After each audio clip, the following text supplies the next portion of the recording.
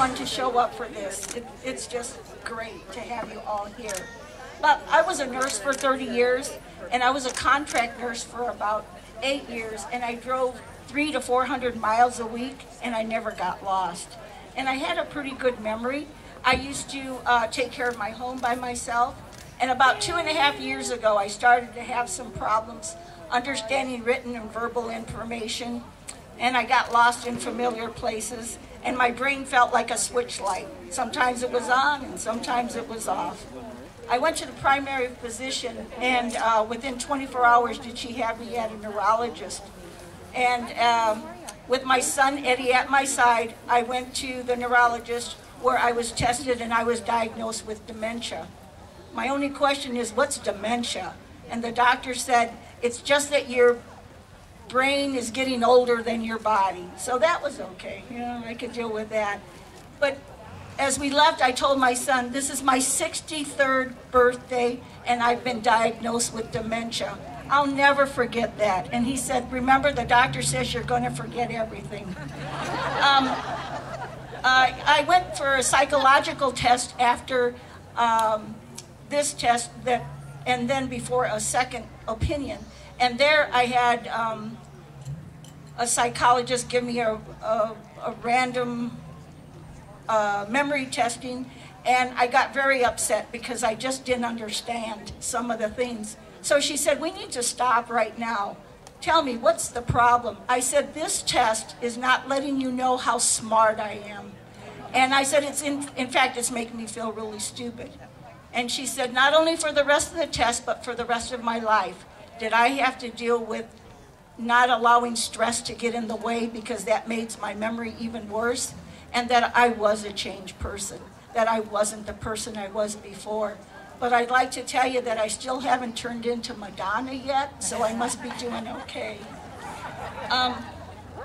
And I wake up every day just accepting the person that I am.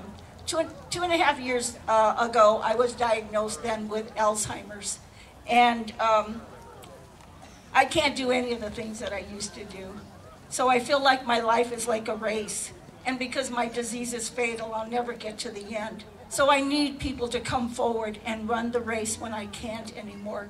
And I'm not promising you gold medals, but I will promise you that we will have an end to Alzheimer's when you get to the finish line. I live a good life, and that's why I'm out here. People always say, you just don't look like you're sick. Well, I do have Alzheimer's. And so I want people to be aware and to lose that stigmatism that it's just a word, Alzheimer's. But I live a really good life. I think some of the reasons is because I accept my disease, and I have family support. My son Eddie and my son-in-law Dave are my care partners. And they moved me to the Meadows in Napa to be closer to family, doctors, and the research center. There I have socialization, activities, meals, housekeeping, transportation. You know, I don't cook, I don't work, and people dare say, I feel so sorry for you, please. See, the only thing that I stress on is that I have to choose the wine with my meal.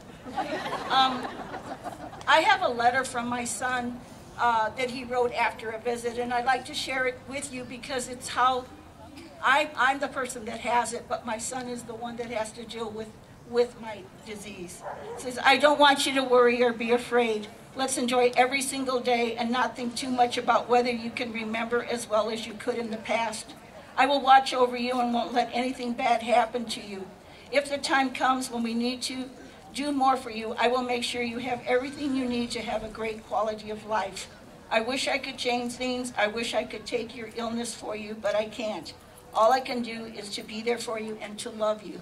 So how dare me not be the best that I could be. And now the Alzheimer's Association, they gave me a purpose. They gave me a reason to wake up in every day. And when you walk, it's for research. And then for a trial match, they need people to do these research projects on. And they have, the Alzheimer's Association depends on money also for their 24-hour call center and for support groups. and for education. And boy, do we need education. And so it's really important that these walks get the money for those things so we can continue getting the help that we need. And I encourage the next generation to advocate, to protest, and to ask adults around them, what are you doing for me today so that I don't have the cost, the bill for this disease, or even to have the disease? The fact is I won't remember any of you, but please remember me and remember what I advocate for. So thank you.